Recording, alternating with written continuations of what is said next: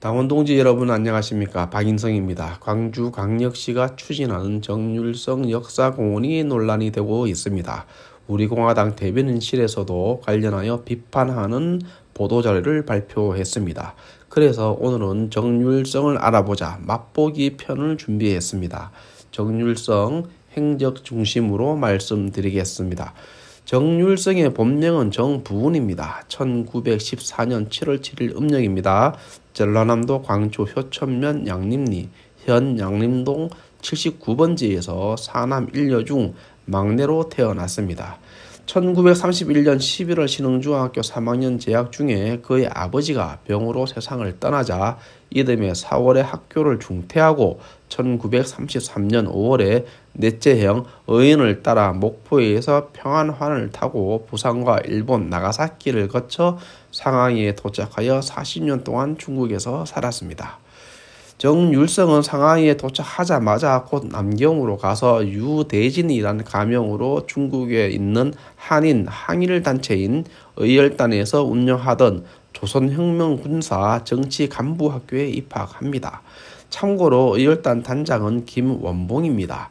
문재인 씨가 2019년 6월 6일 제64회 현충일 추념사에서 김원봉을 언급하며 의열단은 광복군 국군 창설 뿌리라고 발언해서 대한민국 정체성을 뒤흔든 반역적인 막말이 있었습니다.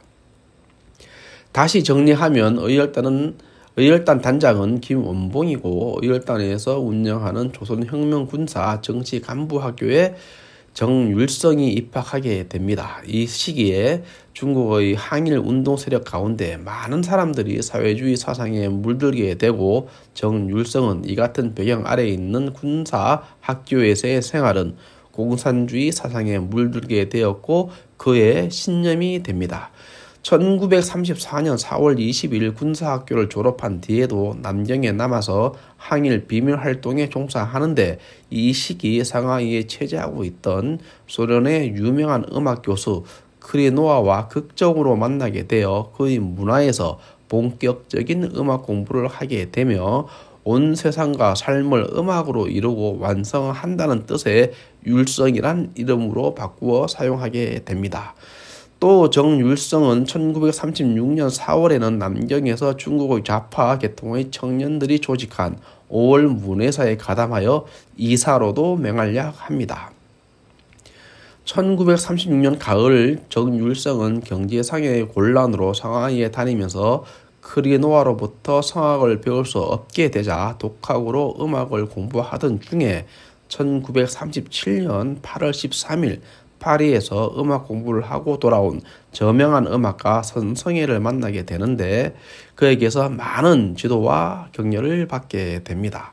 같은 해 7월 7일 일본은 노만교 사건을 일으켜 전면적인 중일전쟁을 도발하였고 9월에 정율성은 상하이로 다시 가서 음악활동에 참가하면서 발동유격전가, 전국분여가 등 노래를 창작하였습니다. 뿐만 아니라 1937년 전면적인 중일전쟁이 일어나자 정율성은 당시 공산당의 본거지인 연안으로 가서 이 시기 1938년 봄에 그의 음악 작품에서 명작으로 손꼽히는 연안송을 작곡함으로써 음악계의 두각을 나타내기 시작하였으며 중국 공산당의 최고위층 지도자인 모택동, 주은내, 주덕, 왕진 등을 만나게 되며 신뢰를 얻게 됩니다.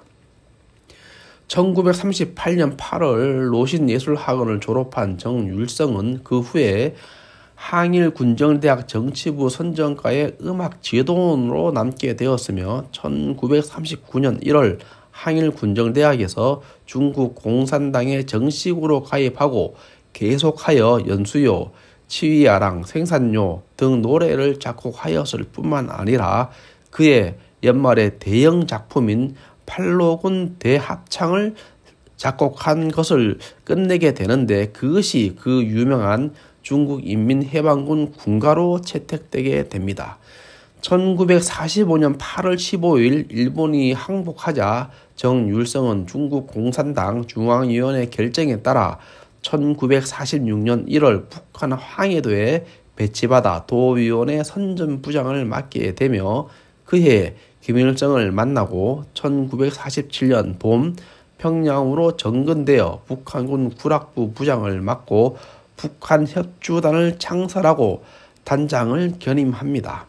1949년에는 조선음악대학 작곡부장을 맡게 되며 이 기간 해방행진곡, 조선인민군 행진곡 등 군가와 조정의, 동해어부, 두만강 등 대형 대합창곡을 창작하게 됩니다.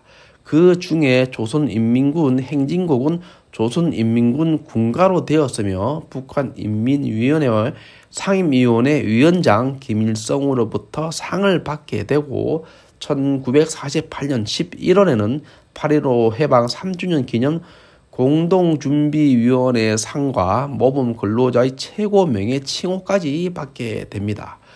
1950년 6.25가 일어나자 정율성은 조선인민유격대전가, 공화국 기치 휘날리는 탱크 부대 등의 작품을 창작하며 그해 10월 중화인민공화국 정부로부터 귀국 명령을 받고 중국으로 돌아가서 중국 국적과 당적을 회복하였지만 2월 중국인민지원 창작팀과 함께 다시 북한에 들어가 전선에서 중국인민지원 행진곡, 지원군 십찬, 사랑스러운 군대, 사랑스러운 사람, 배운산 등을 창작하며 1951년 4월 중국으로 돌아갑니다. 중국으로 돌아간 이후 활동도 있지만 오늘 정율성을 알아보자 맛보기 편에서는 정율성은 어떤 사상을 가진 사람인가 정도만 알아보는 것으로 마무리하도록 하겠습니다. 정율성은 중국인민해방군 군가와 북한의 조선인민군 군가를 작곡한 공산주의자라는 것을 말씀드립니다. 정율성에 대한 더 자세한 자료는 다음 컨텐츠를 기약하면서 정율성을 알아보자 맛보기 편을 마치겠습니다. 감사합니다.